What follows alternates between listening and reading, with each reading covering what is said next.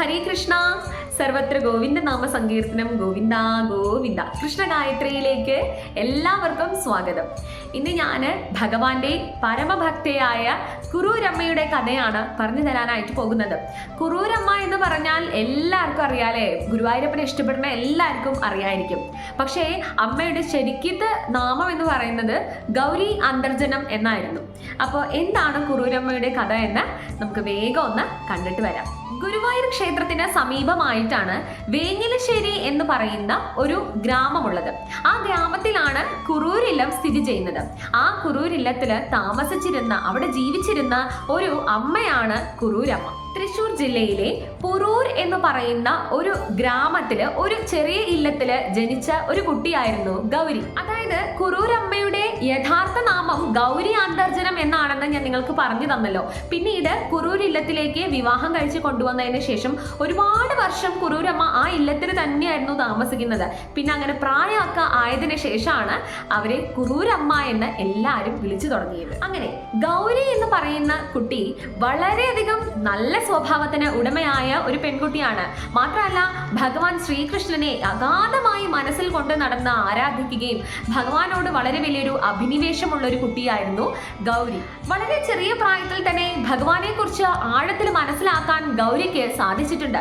മാത്രമല്ല ഭഗവാനോട് അത്രമേൽ പ്രിയമായിരുന്നു, അത്രയും ഒഴുകി ജീവിക്കുകയായിരുന്നു. ഭഗവാൻ ശ്രീകൃഷ്ണൻ എന്ന് പറഞ്ഞു കഴിഞ്ഞാൽ ഗൗരിക്ക് വലിയ സ്നേഹമായിരുന്നു. ഭഗവാനെ കുറിച്ച് അനേകം കാര്യങ്ങൾ അറിയാം. മാത്രമല്ല ഭഗവാന്റെ അനേകം ശ്ലോകങ്ങളും ഭഗവാന്റെ ഭജൻസും ഒക്കെ വളരെ നന്നായിട്ട് തന്നെ ഗൗരിക്ക് വളരെ സ്പഷ്ടമായിട്ട് തന്നെ അറിയാമായിരുന്നു. വളരെ ചെറിയ പ്രായത്തിൽ തന്നെ, അതായത് ഏകദേശം ഒരു 10-13 വയസ്സിൽ തന്നെ ഗൗരി എന്ന് പറയുന്ന ആ പെൺകുട്ടി വിവാഹിതയാവുകയാണ്. അങ്ങനെ വിവാഹം കഴിച്ച് കുറൂരില്ലത്തിലേക്ക് പോവുകയാണ്. കുറൂരില്ലത്തിലെ ഒരു മൂത്ത കാരണവരാണ് ഗൗരിയെ വിവാഹം കഴിക്കുന്നത്. പണ്ടൊക്കെ അങ്ങനെ ആയിരുന്നല്ലോ. പ്രായ വ്യത്യാസമോ അല്ലെങ്കിൽ പെൺകുട്ടിയുടെ പ്രായമോ അല്ലെങ്കിൽ പെൺകുട്ടിയുടെ വിദ്യാഭ്യാസത്തിനോ ഒന്നും യാതൊരു പ്രാധാന്യവും കൊടുത്തില്ല. പെൺകുട്ടികളുടെ അഭിപ്രായത്തിന് പോലും പ്രാധാന്യമില്ലാത്ത ഒരു കാലമായിരുന്നു കുറൂരമ്മ ജീവിച്ചിട്ടുണ്ടായിരുന്ന ആ ഒരു സമയം എന്ന് പറയുന്നത്. അങ്ങനെ വളരെയധികം പ്രായ വ്യത്യാസം ഉണ്ടായിരുന്നു കുറൂരമ്മയും അവരുടെ ഭർത്താവും തമ്മിൽ. ഗൗരി വിവാഹിതയായി സ്വഗൃഹത്തിൽ നിന്ന് ഭർതൃഗൃഹത്തിലേക്ക് പോവുകയാണ്. അങ്ങനെ കുറൂരില്ലത്തിലെ ഒരു മൂത്ത കാരണവരാണല്ലോ ഗൗരിയെ വിവാഹം കഴിച്ചത്. അതുകൊണ്ട് തന്നെ കുറൂരില്ലത്തിലെ ഒരു മുഖ്യ ഘടകമായി മാറുകയാണ് ഗൗരി അന്തർജനം. നാളെ അവിടെ ഭർതൃഗൃഹത്തില് കുഴപ്പമൊന്നുമില്ലാതെ ജീവിച്ചു വരികയാണ് ഗൗരി അന്തർജനം.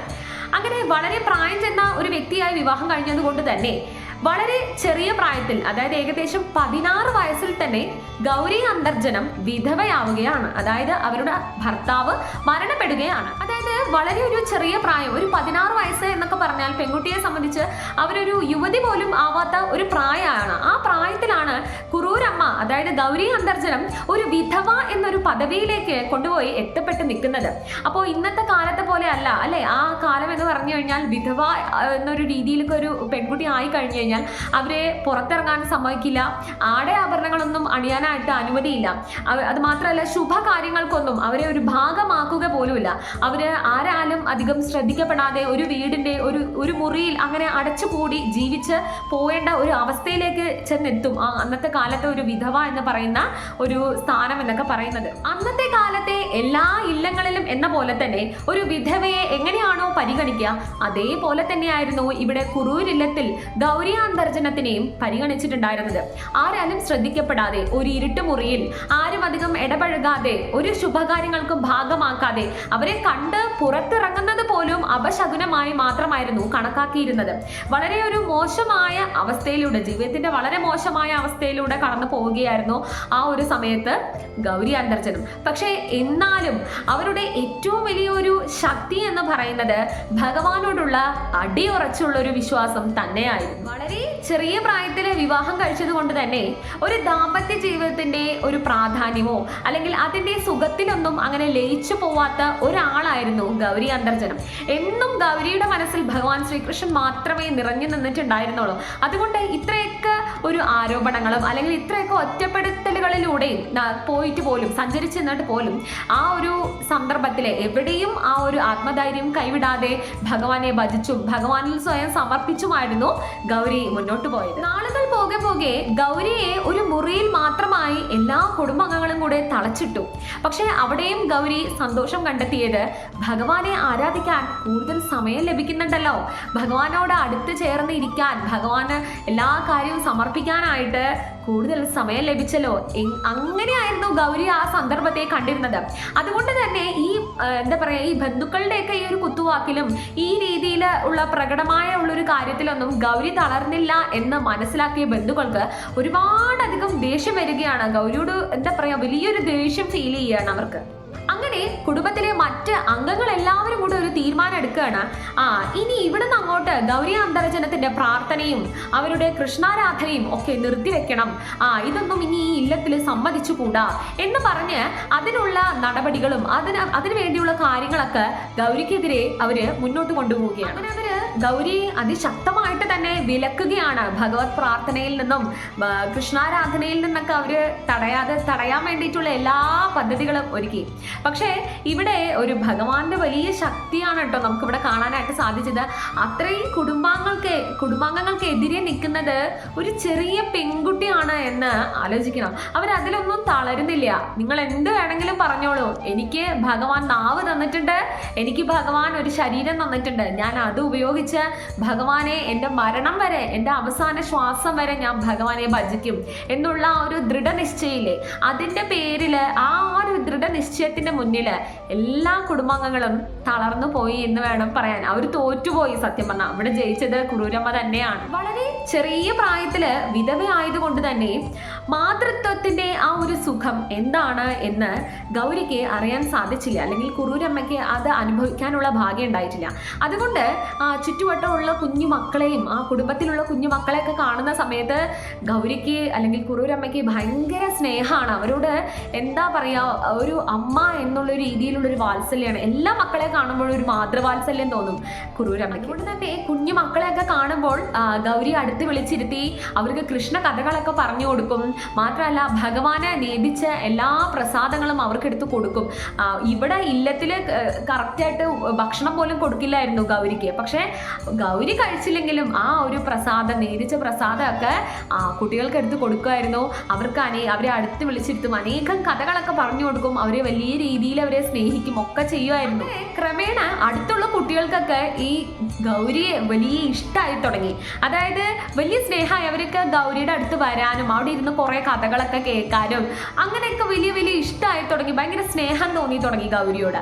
അങ്ങനെ കുട്ടികളാണ് ഗൗരി അന്തർജനത്തിനെ കുറൂർ ഇല്ലത്തിലെ അമ്മ ആയതുകൊണ്ട് കുറൂരമ്മ എന്ന നാമം കൊടുക്കുന്നത്. അങ്ങനെ കുട്ടികൾ ഇങ്ങനെ കുട്ടികൾ പറയാൻ തുടങ്ങി, കുറൂരമ്മയുടെ അടുത്ത് പോവാണ്, കുറൂരമ്മയുടെ വീട്ടിൽ പോവാണ്, അങ്ങനെയൊക്കെ പറഞ്ഞ് അങ്ങനെ ഗൗരി അന്തർജനം എന്നുള്ള പേര് മാറി കുറൂരമ്മ എന്നുള്ളൊരു നാമമായിരുന്നു കുറൂരമ്മയ്ക്ക് വന്നത്. കുറൂരമ്മയ്ക്ക് ഒരു പക്ഷഭേദവും ഇല്ലാതെ എല്ലാ മക്കളെയും ഒരേപോലെ കാണാനുള്ളൊരു എബിലിറ്റി ഉണ്ടായിരുന്നു.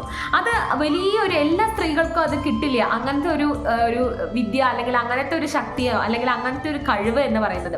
കാരണം നമ്മൾ 10 കുട്ടികളെ കാണുന്ന സമയത്ത് നമുക്ക് ഓരോരുത്തരോട് ഓരോ ചെറിയ ചെറിയ രീതിയിലുള്ള ഇഷ്ടങ്ങൾ മാറിക്കൊണ്ടിരിക്കും. പക്ഷെ കുറൂരമ്മയ്ക്ക് അങ്ങനെയല്ലായിരുന്നു. ഭഗവാൻ ശ്രീകൃഷ്ണനെ അവർ മകനായിട്ടായിരുന്നു കാണുക. അതേപോലെയാണ് ഇല്ലത്തിൽ വരുന്ന എല്ലാ കുട്ടികളോടും അത്രയധികം സ്നേഹമാണ്. കാലങ്ങളെല്ലാം കടന്നുപോയി കുറൂരമ്മ ഒരു മധ്യവയസ്സിലേക്ക് എത്തുകയാണ്. അങ്ങനെ ഇല്ലത്തിലുള്ള എല്ലാവരും തൃശ്ശൂർ ജില്ലയിൽ തന്നെ അടാട് എന്ന് പറയുന്ന സ്ഥലത്ത് വേറൊരു ഇല്ലം പണി ചെയ്ത് ആ ഒരു കുറൂർ ഇല്ലത്തിലുള്ള എല്ലാവരും പുതിയ ഇല്ലത്തിലേക്ക് മാറി താമസിക്കാനായിട്ടൊരു തീരുമാനം എടുത്തു. ആ സന്ദർഭത്തിൽ ആർക്കും തന്നെ കുറൂരമ്മയെ തങ്ങളുടെ കൂടെ കൂട്ടാനായിട്ട് താല്പര്യമില്ല. കാരണം കുറൂരമ്മയെ അവരെല്ലാവരും ഒരു അധികപ്പറ്റായിട്ടാണ് കണക്കാക്കിയത്. കാരണം നാഥനില്ലാത്തൊരു സ്ത്രീ ആണല്ലോ. ഇനി കാലം കടന്നു പോകുമ്പോൾ ഇവരുടെ ബാധ്യത അല്ലെങ്കിൽ ഇവരെ നോക്കാനുള്ള ചുമതല ഈ കുടുംബാംഗങ്ങളുടെ തലയിലായാലോ എന്നുള്ളൊരു പേടിയും പിന്നെ കുറൂരമ്മയുടെ ഈ പ്രാർത്ഥനയും പൂജയും ഒന്നും ആർക്കും ഇഷ്ടമാവുന്നില്ല. അപ്പൊ അതുകൊണ്ട് പുതിയ ഇല്ലത്തിലേക്ക് പോകുമ്പോൾ കുടുംബാംഗങ്ങൾക്ക് ആർക്കും കുറൂരമ്മയെ കൂടെ കൂട്ടാൻ ഒരു താല്പര്യവും ഉണ്ടായിരുന്നില്ല. പതിയെ ഈ ഒരു സത്യം മനസ്സിലാക്കുന്ന കുറൂരമ്മയ്ക്ക് അവിടെയും വിഷമം ഉണ്ടായിരുന്നില്ല. കാരണം എന്താണ്, അമ്മയ്ക്ക് നല്ല ഉറപ്പുണ്ടായിരുന്നു അമ്മയുടെ കൂടെ, അമ്മയുടെ കാവലായിട്ട്, അമ്മയുടെ മകനായിട്ട് ഭഗവാൻ ഉണ്ണിക്കണ്ണനുണ്ട് എന്ന്. അപ്പൊ അതുകൊണ്ട് വേറെ ആരില്ലെങ്കിലും എന്താ ഇപ്പോ ഭഗവാനില്ലേ കൂടെ, ആ ഒരു വലിയ ശക്തി തന്നെ കൂടെ ഉള്ളപ്പോ പിന്നെ ആരാണ് വേണ്ടത്? അങ്ങനെയായിരുന്നു അമ്മയുടെ ഒരു ചിന്താഗതി. അതുകൊണ്ട് തന്നെ പുതിയ ഇല്ലത്തിലേക്ക് എല്ലാ കുടുംബാംഗങ്ങളും മാറി. അമ്മ മാത്രം ആ ഒരു കുറൂർ ഇല്ലത്തില് ഒറ്റയ്ക്കായി. അങ്ങനെ അമ്മയുടെ ഈ അവസ്ഥയിൽ ചെറിയൊരു വിഷമം തോന്നുന്ന കുടുംബാംഗങ്ങളിൽ ചില ആൾക്കാര് ആ കുറൂർ ഇല്ലത്തില് അമ്മയ്ക്ക് ഒരു കൂട്ടായിട്ട്, ഒരു വീട്ടുജോലിയൊക്കെ ചെയ്യാനൊരു കൂട്ടായിട്ട് ഒരു സ്ത്രീയെ ഏർപ്പാടാക്കുകയാണ് ചെയ്യുന്നത്. അപ്പോൾ ആ സ്ത്രീയുടെ പേരാണ് ലക്ഷ്മി. അപ്പോൾ കുറൂർ ഇല്ലത്തിൽ, അതായത് യഥാർത്ഥ കുറൂർ ഇല്ലത്തിൽ ഇപ്പോൾ കുറൂരമ്മയും ആ ലക്ഷ്മിയും മാത്രമാണ് താമസം. വേറെ ആരും തന്നെ ആ ഇല്ലത്തിൽ ഇല്ല. ബാക്കി കുടുംബാംഗങ്ങളൊക്കെ പുതിയ ഇല്ലത്തിലേക്ക് താമസം മാറി. ഈ ലക്ഷ്മിക്ക്, അതായത് അമ്മയെ സഹായിക്കാൻ വന്ന് നിൽക്കുന്ന ലക്ഷ്മിക്ക് ഒരു മകനുണ്ട്. ആ മകന്റെ പേരാണ് മാധവൻ. അങ്ങനെ കുറച്ച് കാലങ്ങൾ കഴിഞ്ഞപ്പോൾ മാധവനും അവരോടൊപ്പം താമസിക്കാനായിട്ട് ആ വീട്ടിലേക്ക് വരികയാണ്. അപ്പോൾ കുറൂര് ഇല്ലത്തിൽ ഇപ്പോൾ കുറൂരമ്മയും ലക്ഷ്മിയും ലക്ഷ്മിയുടെ മകനായ മാധവനുമാണ് ആ ഇല്ലത്തിൽ താമസിക്കുന്നത്. ഈ ഒരു സന്ദർഭം, അതായത് കുടുംബാംഗങ്ങളെല്ലാം അമ്മയെ ഉപേക്ഷിച്ച് പോയി, ഇങ്ങനത്തെ ഒരു സന്ദർഭം വന്നപ്പോൾ അമ്മ അതിൽ ഒട്ടും തന്നെ തളർന്നില്ല. പക്ഷെ അമ്മ അതിനെ വളരെ പോസിറ്റീവായിട്ടുള്ളൊരു കാര്യമായിട്ടാണ് കണ്ടത്. കാരണം ഭഗവാനിൽ ശ്രദ്ധ കേന്ദ്രീകരിച്ച് ഭഗവാന്റെ കാര്യങ്ങൾ ചെയ്യാൻ, അല്ലെങ്കിൽ ഭഗവാന് വേണ്ടിയുള്ള പൂജകൾ ചെയ്യാൻ, ഭഗവാനിൽ കൂടുതൽ ശ്രദ്ധയോടുകൂടി എല്ലാം ചെയ്യാനായിട്ട് ഒരുപാട് സമയം ലഭിക്കുകയാണ്. കാരണം കുടുംബാംഗങ്ങൾ വീട്ടിലുള്ള സമയത്തൊക്കെ അമ്മേനെ ഓരോ കുത്തുവാക്കുകളൊക്കെ പറഞ്ഞുകൊണ്ടിരിക്കും. ഇവിടെ ഇപ്പം അമ്മയെ അങ്ങനെ കുറ്റം പറയാനോ അമ്മയുടെ മേലിൽ ഇങ്ങനെ ആരോപണങ്ങൾ ഉന്നയിക്കാനൊന്നും ആരും തന്നെ ഇല്ല. അമ്മ ഈ ഒരു സിറ്റുവേഷനെ വളരെയധികം പോസിറ്റീവായിട്ടാണ് കാണുന്നത്. അതാണ് ഭഗവാൻ നമ്മുടെ മുന്നിൽ അല്ലെങ്കിൽ നമ്മുടെ കൂടെയുള്ള സമയത്ത് അതൊരു വലിയ സിഗ്നലാണ്. നമുക്ക് എല്ലാ സിറ്റുവേഷനെയും പോസിറ്റീവായിട്ട് കാണാൻ കഴിയാന്ന് പറയുന്നത് ഭഗവാൻ നമ്മുടെ കൂടെ ഉള്ളതിൻ്റെ വലിയൊരു തെളിവാണ് കേട്ടോ. അപ്പൊ നിങ്ങൾ എല്ലാവരും ഓർത്തു വെച്ചോളൂ. ഇവിടെ വരുന്ന ഒരു ചോദ്യമാണ്, എങ്ങനെയാണ് കുറൂരമ്മയുടെ ചിലവുകളൊക്കെ കഴിഞ്ഞു പോയത് എന്ന്. അപ്പോൾ ഒരു വ്യക്തിക്ക് ജീവിക്കണമെങ്കിൽ ചിലവുണ്ടാവുമല്ലോ, അപ്പൊ അതൊക്കെ എങ്ങനെയാണ് നടന്നു പോയത് എന്നുള്ളത്. അപ്പൊ കുറൂരില്ലെന്ന് പറയുന്നത് ഒരു വലിയ ഇല്ല. അപ്പൊ അതുകൊണ്ട് തന്നെ അവിടെ ചെറിയ തൊഴുത്തും കാര്യങ്ങളൊക്കെ ഉണ്ടാവും. അപ്പോൾ അമ്മ ജീവിച്ചിട്ടുണ്ടായിരുന്നത് എങ്ങനെയാ വെച്ചാൽ കുറച്ച് പാല് കച്ചവടം ചെയ്തിട്ടും അല്ലെങ്കിൽ പാല് വിറ്റിട്ടും. മാത്രമല്ല അമ്മ ഇങ്ങനെ ഇവിടെയുള്ള ഒരു വളരെ വലിയ കൃഷ്ണഭക്തിയായ അമ്മ ഇവിടെ ഉണ്ട് എന്ന് അറിഞ്ഞിട്ട് അമ്മയെ കാണാനായിട്ടൊക്കെ പല ആൾക്കാർ വരും. അപ്പൊ അമ്മയുടെ ഈ അവസ്ഥ അറിയുന്ന ആൾക്കാർ അവർ വരുന്ന സമയത്ത് അവർ കുറച്ച് അരിയോ നാളികേരമോ പച്ചക്കറികളോ ഒക്കെ കൊണ്ടുവന്ന് അമ്മയ്ക്ക് കൊടുക്കും. ഇങ്ങനെയായിരുന്നു അമ്മയുടെ കാര്യങ്ങളൊക്കെ നടന്നു പോയിട്ടുണ്ടായിരുന്നു. ഓരോ ഇല്ലത്തിൽ നിന്ന് ഒട്ടും തന്നെ പുറത്തിറങ്ങാതെ ഇല്ലത്തിൽ മാത്രം ഇരുന്ന് അങ്ങനെ ജീവിച്ചിട്ടുണ്ടായിരുന്ന ഒരു സ്ത്രീയായിരുന്നു കുറൂരമ്മ. കാരണം ഞാൻ നേരത്തെ പറഞ്ഞല്ലോ, അമ്മ ഒരു വിധവയായിരുന്നു. അതുകൊണ്ട് തന്നെ വിധവ ആയ ഒരു സ്ത്രീക്ക് പുറത്തിറങ്ങി നടക്കാനോ മറ്റ് സ്വാതന്ത്ര്യങ്ങളൊന്നും അനുഭവിക്കാൻ പറ്റാത്ത ഒരു സമയമായിരുന്നു അന്നത്തെ കാലഘട്ടം എന്ന് പറയുന്നത്. അതുകൊണ്ട് അമ്മ ഇല്ലത്തിലിരിക്കും, അമ്മ കൃഷ്ണനാമം ജപിക്കും, അമ്മയുടെ കാര്യങ്ങൾ ചെയ്യും. അങ്ങനെ ജീവിച്ചിട്ടുണ്ടായിരുന്ന ഒരാളായിരുന്നു കുറൂരമ്മ. അതുകൊണ്ട് തന്നെ അമ്മയെ കാണാനായിട്ട് ആരെങ്കിലും അമ്മയുടെ അടുത്തേക്ക് വരുമ്പോൾ അമ്മയ്ക്ക് ഇങ്ങനെ ആൾക്കാരൊക്കെ കാണുന്ന സമയത്ത് വലിയ സന്തോഷമാണ്. അമ്മയെ അന്വേഷിക്കാൻ ആരെങ്കിലൊക്കെ ഉണ്ടല്ലോ എന്നൊരു തോന്നലാണ് കുറൂരമ്മയുടെ മനസ്സിലുണ്ടാവുന്നത്. ലക്ഷ്മിയുടെ മകനായ മാധവനെ അമ്മ സ്വന്തം മകനെ പോലെയാണ് കാണുന്നത്. അപ്പൊ അമ്മയ്ക്ക് വേണ്ടിയുള്ള എല്ലാ കാര്യങ്ങളും പുറത്ത് എന്താവശ്യം ഉണ്ടെങ്കിലും അത് ചെയ്തു കൊടുക്കുന്ന ആള് മാധവനായിരുന്നു. ജീവിക്കുന്നുണ്ടായിരുന്ന ഒരാളായതുകൊണ്ട് തന്നെ അമ്മ അങ്ങനെ എപ്പോഴും അമ്പലത്തിൽ പോയി ഭഗവാനെ പ്രാർത്ഥിക്കുക, അല്ലെങ്കിൽ പലതരത്തിലുള്ള ആരാധനാലയങ്ങളിൽ പോവുക, അങ്ങനെ അല്ലെങ്കിൽ സത്സംഗത്തിൽ കൂടുക, അങ്ങനത്തെ ഒരു പ്രാക്ടീസും കുറൂരമ്മയ്ക്ക് ഉണ്ടായിരുന്നില്ല. അമ്മയുടെ പ്രാർത്ഥനകളും അമ്മയുടെ അമ്പലവും അമ്മയുടെ എല്ലാം ആ ഒരു ഇല്ലത്തിൽ ആ ഒരു മുറിയിൽ ഉണ്ടായിരുന്ന ആ കൃഷ്ണനിലുണ്ട് എന്നാണ് അമ്മ വിശ്വസിച്ചത്. അതായത് അമ്മ പ്രാർത്ഥിക്കുന്ന ആ ഒരു കൃഷ്ണ വിഗ്രഹത്തിൽ ഭഗവാനുണ്ട്. ആ എല്ലാ പ്രാർത്ഥനയും അമ്മ സർവ്വതും സമർപ്പിച്ചായിരുന്നു ആ ഒരു ഭഗവാന്റെ മുന്നിൽ ഇരിക്കാറുള്ളത്. ഇന്നൊക്കെ ഇപ്പൊ അങ്ങനെയാണല്ലേ. ഇന്നിപ്പോ നമുക്ക് ഭഗവാന്റെ സത്സംഗം ഗ്രൂപ്പുകൾ അങ്ങനെ പലതരത്തിൽ ഇന്ന് ഭഗവാനുമായിട്ട് കണക്റ്റ് ആവാനും അല്ലെങ്കിൽ ഭഗവാന്റെ ഭക്തരായിട്ട് കണക്റ്റ് ആവാനൊക്കെ ഒരുപാടധികം മാർഗങ്ങളുണ്ട്. അപ്പോൾ കുറൂരമ്മ നമ്മളെ പഠിപ്പിക്കുന്ന വലിയൊരു കാര്യം എന്ന് വെച്ചാൽ, നമ്മൾക്ക് ഭഗവാനുമായിട്ട് കണക്റ്റ് ആവണമെങ്കിൽ അങ്ങനെ ഒരു സോഴ്സിൻ്റെയും ആവശ്യമില്ല എന്ന് പറയുക. നമ്മളും നമ്മുടെ ശരീരവും നമ്മുടെ ഭക്തിയും തന്നെയാണ് ഏറ്റവും വലിയൊരു സോഴ്സ്. അതിലൂടെ നമുക്ക് ഭഗവാനെ കണക്ട് ചെയ്യാനായിട്ട് സാധിക്കും. നിസ്വാർത്ഥ ഭക്തി ഉണ്ടെങ്കിൽ, അതായത് കളങ്കമില്ലാത്ത ഭക്തി ഉണ്ടെങ്കിൽ നമുക്ക് ഭഗവാനെ എളുപ്പം കണക്ട് ചെയ്യാനായിട്ട് സാധിക്കും. ഭഗവാൻ തന്നെ നമ്മളുമായിട്ട് കണക്റ്റ് ആയിക്കോളും എന്നുള്ളതിൻ്റെ ഏറ്റവും വലിയ ഉദാഹരണമാണ് ആര്? കുറൂരമ്മ. കുറൂരമ്മ ഭഗവാന്റെ നാമസങ്കീർത്തനങ്ങൾ വളരെ വലിയ രീതിയിൽ നല്ല ശബ്ദത്തോടു കൂടി മാത്രമല്ല അത് അതിമനോഹരമായിട്ട് ഇങ്ങനെ ചൊല്ലാറുണ്ടായിരുന്നു. അപ്പോൾ ഇങ്ങനെ നാട്ടിൽ ആ ഒരു സ്ഥലത്തൊക്കെ കുറൂരമ്മയെ കുറിച്ച് കുറച്ചധികം ആൾക്കാർ അറിഞ്ഞു തുടങ്ങിയിട്ടുണ്ടായിരുന്നു. ഇങ്ങനെ ഒരു ഇല്ലത്തിൽ ഇങ്ങനെ ഒരു അമ്മ ഒറ്റയ്ക്ക് താമസിക്കുകയാണ്, ഭഗവാന്റെ വലിയ ഭക്തയാണ് എന്നൊക്കെ അമ്മയെ പറ്റിയിട്ടൊക്കെ അങ്ങനെ പല ആൾക്കാർ സംസാരിച്ച് തുടങ്ങിയിട്ടുണ്ടായിരുന്ന ഒരു സമയമായിരുന്നു അത്. അങ്ങനെ അമ്മയെക്കുറിച്ച് അറിഞ്ഞ് ആൾക്കാരെ അമ്മയെ കാണാനും ഭഗവാൻ ശ്രീകൃഷ്ണനെ കുറിച്ച് കൂടുതൽ കാര്യങ്ങൾ പഠിക്കാനും അറിയാനൊക്കെ ആയിട്ട് മെല്ലെ മെല്ലെ ആൾക്കാർ അമ്മയെക്കുറിച്ച് അറിഞ്ഞ് വന്നു തുടങ്ങിക്കഴിഞ്ഞു. പണ്ട് കാലത്തൊക്കെ നമ്മൾ സ്ത്രീകൾ പുറത്തായിരിക്കുന്ന സമയത്ത് ഭഗവാനെ പ്രാർത്ഥിക്കാൻ പാടില്ല, ഭഗവത് ചിന്തകളിലോ അല്ലെങ്കിൽ ഭഗവത് പ്രാർത്ഥനകളിലോ ഒന്നും തന്നെ ഏർപ്പെടാൻ പാടില്ല എന്നുണ്ട് അല്ലേ. പക്ഷേ കുറൂരമ്മ എങ്ങനെ ആയിരുന്നു എന്ന് വെച്ചാൽ പുറത്തായിരിക്കുന്ന സമയത്ത് പോലും അമ്മ ഭഗവാന്റെ നാമസങ്കീർത്തനങ്ങൾ അതിമനോഹരമായിട്ട് ചൊല്ലിക്കൊണ്ടിരിക്കുകയായിരുന്നു. അങ്ങനെ കുറേ ശ്രേഷ്ഠരായ ആൾക്കാർ അന്ന് ഈ കാര്യത്തിന്റെ പേരിൽ അമ്മയെ ചോദ്യം ചെയ്യാനായിട്ട് വന്നിട്ടുണ്ട്. അപ്പോൾ അവർക്കൊക്കെ അമ്മ വലിയൊരു ഉത്തരം കൊടുത്തു. കാരണം എന്താണെന്ന് വെച്ചാൽ ഈ ഒരു ശരീരം സൃഷ്ടിച്ചത് സ്ത്രീയെ സ്ത്രീയായിട്ടും പുരുഷനെ പുരുഷനായിട്ടും മറ്റ് ജീവജാലങ്ങളെ എല്ലാവരെയും സൃഷ്ടിച്ചത് ഭഗവാനാണ്.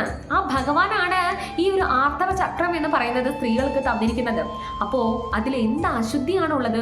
ഒരു സ്ത്രീ ഋതുമതിയാവുക എന്ന് പറയുന്നത് ആ സ്ത്രീക്ക് കിട്ടുന്ന ഏറ്റവും വലിയൊരു അനുഗ്രഹമാണ്. മാത്രമല്ല ആ ഒരു കുടുംബത്തിനും മാത്രമല്ല ആ ഒരു സമൂഹത്തിനടക്കം കിട്ടുന്ന ഏറ്റവും വലിയ അനുഗ്രഹമാണ്. കാരണം സ്ത്രീകൾ ഋതുമതികളായില്ലെങ്കിൽ എന്തായിരിക്കും അവസ്ഥ? ലോകം മുന്നോട്ട് പോകുമോ? ആ ഒരു ചക്രം, ആ ഒരു ജീവചക്രം തിരിയുമോ? ഇല്ല. അപ്പൊ അതിനെ എന്തിനാണ് അശുദ്ധിയായി കാണുന്നത്? അന്നത്തെ കാലത്ത്, അതായത് ഏകദേശം 300-400 വർഷം മുമ്പ് ഈ ഒരു ചോദ്യം വളരെയധികം ധൈര്യത്തോടു കൂടി ചോദിച്ച ആളാണ് കുറൂരമ്മ. ആലോചിച്ച് നോക്കൂ, ഇന്നത്തെ പോലത്തെ എക്സ്പോഷർ ഒന്നും പണ്ട് കുറൂരമ്മയ്ക്ക് ഇല്ല, കുറൂരമ്മയുടെ കാലഘട്ടത്തിൽ ജീവിക്കുന്ന സ്ത്രീകൾക്കില്ല. അപ്പൊ അന്ന് വളരെയധികം ശ്രേഷ്ഠരായ ആൾക്കാർ, വളരെ പണ്ഡിതന്മാരും മാത്രമല്ല വളരെ പ്രമാണികളൊക്കെ ഈ ഒരു ചോദ്യവുമായി കുറൂരമ്മയുടെ മുന്നിലെത്തി. എന്താ പറയാ, നമുക്ക് സമൂഹത്തിന്റെയും അത് സമുദായത്തിന്റെ ഒക്കെ ഒരു മേൽക്കോയ്മ മുന്നിട്ട് നിൽക്കുന്ന ഒരു കാലമായിരുന്നു അത്. അപ്പോൾ ഒറ്റയ്ക്ക് നിൽക്കുന്ന ഒരു സ്ത്രീ ഇതിലൊന്നും പതറാതെ ഒരു വ്യക്തമായ ഉത്തരം ഇതിൽ കൊടുത്തിട്ടുണ്ടെങ്കിൽ ആ ഒരു സ്ത്രീക്ക് ഭഗവാനോടുള്ള വിശ്വാസവും ധൈര്യവും എത്ര ആയിരിക്കും എന്നുള്ളത് നമുക്ക് ചിന്തിക്കുന്നതിലും അപ്പുറം. കുറൂരമ്മയുടെ ജീവിതത്തിൽ അനേകം കൃഷ്ണാനുഭവങ്ങൾ ഉണ്ടായിട്ടുണ്ട്. അങ്ങനെ ഭഗവാനെ പ്രാർത്ഥിച്ച് ഭഗവാനോട് കടന്നുപോയി ജീവിച്ച് മരിച്ച ഒരു അമ്മയാണ് കുറൂരമ്മ. ഇവിടെ കൊണ്ട് നമുക്ക് കുറൂരമ്മയുടെ കഥ അവസാനിപ്പിക്കാനായിട്ട് സാധിക്കില്ല കേട്ടോ. അത്രയധികം കൃഷ്ണാനുഭവങ്ങൾ ഉണ്ടായിട്ടുണ്ട് അമ്മയുടെ ജീവിതത്തിൽ. വില്ലുമംഗലം സ്വാമിയാരായിട്ടും പൂന്താനം തിരുമേനിയൊക്കെ ആയിട്ടൊക്കെ ഒരുപാടധികം അനുഭവങ്ങൾ അമ്മയുടെ ജീവിതത്തിൽ വന്നിട്ടുണ്ട്, കൃഷ്ണാനുഭവങ്ങൾ വന്നിട്ടുണ്ട്. അപ്പോൾ അതിനെക്കുറിച്ച് അടുത്ത വീഡിയോയിൽ ഞാൻ നിങ്ങൾക്ക് എല്ലാവർക്കും പറഞ്ഞുതരാം. ഇപ്പോഴത്തേക്ക് നമുക്കിത് ഈ ഒരു വീഡിയോ ഇവിടെ അവസാനിപ്പിക്കാം. സമയത്തിൻ്റെ പരിമിതി ഉള്ളത് കൊണ്ട് മാത്രമാണ് ഈ വീഡിയോ ഇവിടെ നിർത്തുന്നത്. അപ്പോൾ ഞാൻ കുറൂരമ്മയെ മനസ്സിൽ ധ്യാനിച്ചുകൊണ്ട് ഒരു ശ്ലോകം പറഞ്ഞു തരാം. കോമളം കൂജയം വേണോ ശ്യാമളോയം കുമാരക വേദവേദ്യം പരബ്രഹ്മം ഭാസതാം പുരതോ മമ. അപ്പോൾ ഭഗവാനിൽ എല്ലാവരും അടിയുറച്ച് വിശ്വസിക്കൂ. കുറൂരമ്മയെ പോലെ ഭഗവാൻ നിങ്ങളുടെ കൂടെ ഉണ്ടെങ്കിൽ സത്യത്തിനും നീതിക്കും ന്യായത്തിനും വേണ്ടി ശബ്ദം ഉയർത്താൻ ഒരു മടിയും വേണ്ട. അപ്പോൾ ഭഗവാൻ എല്ലാവരുടെയും കൂടെ ഉണ്ടാവട്ടെ. ഭഗവാൻ എല്ലാവരെയും അനുഗ്രഹിക്കട്ടെ. സർവം ശ്രീകൃഷ്ണാർപ്പണമസ്തു. ജയ് ശ്രീകൃഷ്ണ, ജയ് ശ്രീ രാധേ രാധേ.